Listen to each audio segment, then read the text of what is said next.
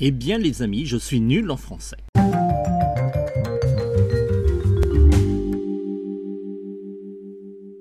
Hello les amis, j'espère que vous allez bien. Nous revoilà pour une vidéo papotage autour du bac 2022. Je pensais pas que j'allais faire une vidéo dessus, mais j'ai lu le 20 minutes et l'article m'a fait un petit peu halluciner et c'est un petit peu en rapport avec les mangas et je vous explique un petit peu pourquoi. Alors, il faut dire que cette année, il y a eu plein de sujets, mais dans la filière professionnelle, qui compte à peu près 200 000 élèves, eh ben, ils ont eu un sujet qui est, selon vous, le jeu est-il ludique? Bon, a priori, c'est un sujet qui se travaille, quoi. Et pas mal d'étudiants n'ont pas compris le sujet et plus précisément le mot ludique. A priori, c'est pas dans leur vocabulaire, ils ne le comprennent pas et ça a choqué pas mal de gens qui considéraient que, vous voyez, hein, c'est la preuve que le niveau scolaire continue à baisser et que nos jeunes sont des abrutis finis. Bien entendu, on fait appel à des gens qui sont censés être des experts instruits, dont une certaine Aude Denisot qui est l'autrice d'un livre « Pourquoi nos étudiants ne savent-ils plus écrire ?» On sent bien déjà qu'elle a un biais assez négatif auprès des étudiants, expliquant qu'ils n'arrêtent pas de confondre des mots comme épique, hippique et plein d'autres choses. En ajoutant que ils font pas assez de dictées, c'est pour ça que à force de lire des choses mais pas de les écrire, et ben c'est pas acquis. Bon, ça c'est son opinion. Peut-être que c'est vrai hein, qu'il n'y a pas assez de dictées. Je pourrais pas vous dire parce que je ne suis plus étudiant et que je suis bien content de ne plus avoir de dictées à faire. Il n'empêche que j'ai quand même pas mal d'articles encore à écrire et je peux vous dire que voilà. Donc ça, ce sont les différents tweets. Hein. Moi, devant le mot ludique, hein, a priori, il n'a pas l'air de comprendre ludique. Hein. Pourtant, dans les jeux vidéo, on dit bien les jeux vidéo ludiques. Bon, a priori. Il y a un autre monsieur, professeur de français, Frédéric Gendarme, hein, comme un policier, quoi, qui est dans un collège privé parisien, plutôt a priori un collège assez favorisé. Mes élèves ont perdu le goût de la lecture et sont hyper éloignés des classiques. Pourtant toujours au cœur des programmes scolaires, les mangas l'emportent sur le jeu vidéo. Dès le collège, Honoré de Balzac et la richesse de son vocabulaire ne font pas le poids face à One Piece. Je m'attendais pas à une attaque en bonne forme sur le manga, mais voilà. Monsieur Frédéric Gendarme considère que ce n'est pas à cause de son enseignement que les élèves sont moins bons en français, mais à cause des lectures. C'est peut-être pas ma faute s'il a des lectures chiantes à donner à ses élèves, même si je conçois que Honoré de Balzac reste un classique de la littérature française. Bon, bref. Dans ce cas-là, peut-être qu'on devrait mettre dans les traductions de One Piece des mots un peu plus compliqués et beaucoup plus chiants, histoire de les décourager de lire les mangas. N'hésitez pas à me dire ce que vous en pensez de cet aspect. Est-ce que le niveau scolaire baisse réellement ?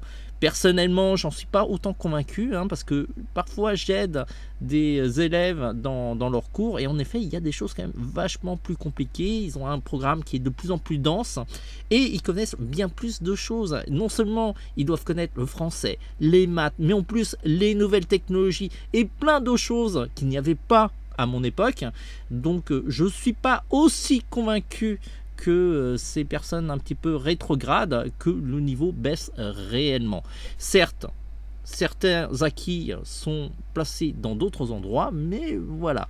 Et si on suit l'article, alors il y a une doctorante, Ophélie Ferreira, doctorante en sciences du langage, qui explique que ludique fait bonnement pas partie du quotidien des lycéens et que le vocabulaire a changé et qu'il y a des priorités qui ont changé. C'est une question de génération et je suis tout à fait d'accord avec elle. Par exemple, si on devait demander à une personne âgée ce que c'est disrupé, l'ubérisation ou encore distanciel, pas sûr qu'elle sache ce que ça veut dire. Et en effet, elles ne sont pas tenues de le savoir. Autre exemple, par exemple, chez les Twitchers, souvent ils disent « ouais, je joue en mode chill ». Au lieu de dire « ouais, je joue tranquillement » ou « en mode détente », bah, ils utilisent un terme anglais. Tous les jeunes ont l'air de le comprendre. Pas sûr que les vieux de la vieille comprennent le mot « chill ». Voilà, le débat sur le niveau est lancé. Dites-moi ce que vous en pensez en commentaire. Est-ce que le niveau des jeunes générations baisse? Pour ma part, tant qu'ils lisent, je les encourage à lire plein de mangas, plein de livres, plein de séries, même Balzac et tout ça. Et je suis sûr même qu'il existe au Japon une version de Balzac en manga. Sur ce les amis, on se dit à très vite et on vous prépare, j'espère, plein d'autres vidéos sur notre site tvhland.com. Bravo, vous avez fini la vidéo et si vous voulez prolonger un petit peu l'expérience TVH Land et avoir plus de tutos, allez sur notre site www.tvhland.com. Une fois sur le site, vous avez la rubrique tutoriel sur laquelle vous allez avoir énormément de tutos. Vous allez pouvoir passer des heures et des heures sur notre site et on sera ravis pour pouvoir explorer les nombreux articles de notre site. Certains tutos, c'est nous qui les réalisons et d'autres, ce sont des vidéos que nous trouvons sur le web et qu'on vous propose parce qu'on trouve ça intéressant. Vous pouvez aussi nous proposer des dessins à faire et pour cela, il suffit de cliquer sur notre petite mascotte toute mignonne. Vous avez une page proposer des dessins et sur cette page, comme son nom l'indique, vous pouvez proposer des dessins à faire. Il suffit de noter le nom du personnage ainsi que la série ou le film dont il est issu, comme ça nous aide à le retrouver beaucoup plus facilement.